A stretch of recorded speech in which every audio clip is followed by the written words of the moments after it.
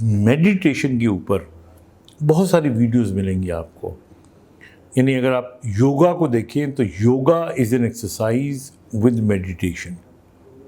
اس کے علاوہ میڈیٹیشن کے اوپر آپ کو بہت سی بیماریوں کا حل ملے گا، جس میں ڈپریشن بھی شامل ہے، انگزائٹی بھی شامل ہے، جس میں فیئر آف فیلئر بھی شامل ہے، جس کے اندر OCD بھی شامل ہے. ان تمام چیزوں کے اندر بہت سے سائیکالوجسٹ، بہت سے سائیکیٹرسٹ آپ کو کہتے ہیں کہ آپ میڈیٹیٹ کرنا سیکھیں اور اپنے جو مسائل ہوتے ہیں ان کو آئیڈینٹیفائی کریں، اور پھر وقتی طور پہ دنیا سے الوف ہو کے، الگ ہو کے آپ اپنے ایشوز کے اوپر فوکس کریں تو آپ کو کوئی نہ کوئی حل مل جائے گا. یہ بھی ایک قسم کی میڈیٹیشن ہوتی ہے.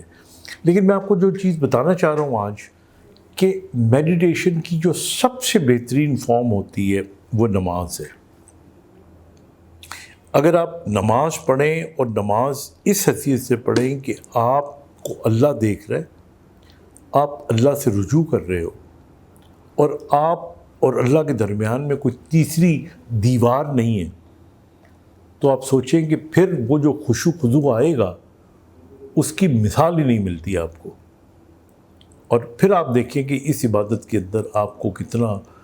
سرور ملے گا اور کتنی انرجی ملے گی آپ کو، because you are connected to Allah. ہمارے یہاں دیکھیے نا، میڈیٹیشن کے بہت سے طریقے ہیں جن کے اندر آپ کو کہتے ہیں وہ آپ ورزش کریں، آپ کنسنٹریٹ کریں، آپ کسی ایک پوائنٹ پہ فوکس کر لیں. بھئی ایک پوائنٹ پہ فوکس کریں گے تو کیا وہ پوائنٹ ہی آپ کے لیے کتنا کی امپورٹنٹ ہو سکتا ہے؟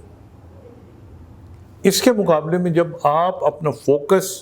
اس کائنات کے بنانے والے پہ آپ لے جائیں گے تو کتنی پاورفل ہوگی وہ، آپ کا فوکس کتنا پاورفل ہوگا. تو اس لیے میں تو ہمیشہ میڈیٹیشن کے بارے میں مسلمانوں کو بھی، اور آپ بڑے حیران ہوں گے، میں انگلینڈ میں تھا جب اپنی ٹریننگ کے دوران، تو جب میڈیٹیشن کی بات ہوا کرتی تھی تو میں کئی اپنے جو میرا ریہیب سینٹر تھا، Sheldon park rehabilitation centre Australia میں تھا، اور ارلسبری میں ریہیبلیٹیشن سینٹر تھا انگلینڈ میں.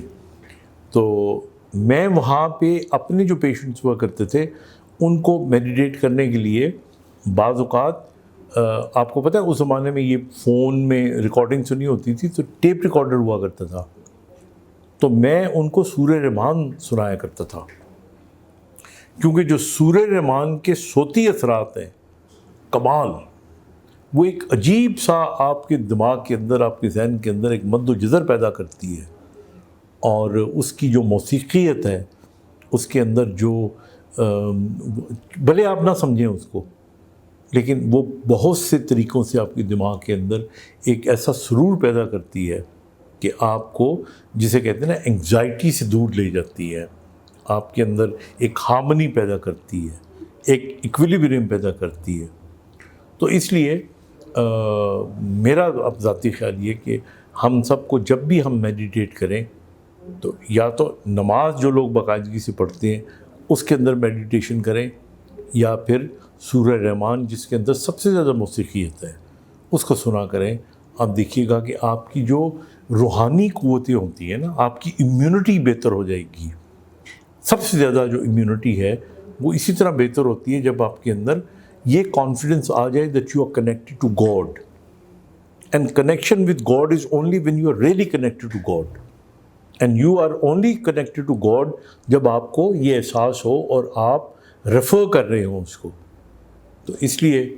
میں ریکویسٹ کروں گا کہ آپ کو، جو لوگ بھی نماز پڑھتے ہیں وہ پڑھیں تو بڑے خوش و خضوع کے ساتھ پڑھیں. اور اس کے علاوہ کبھی کبھی جب موقع ملے تو کوئی بھی قرآن مجید کی آیت سن لیا کریں، لیکن سورہ رحمان سنیں گے تو آپ کو ایک عجیب سا لطف آئے گا.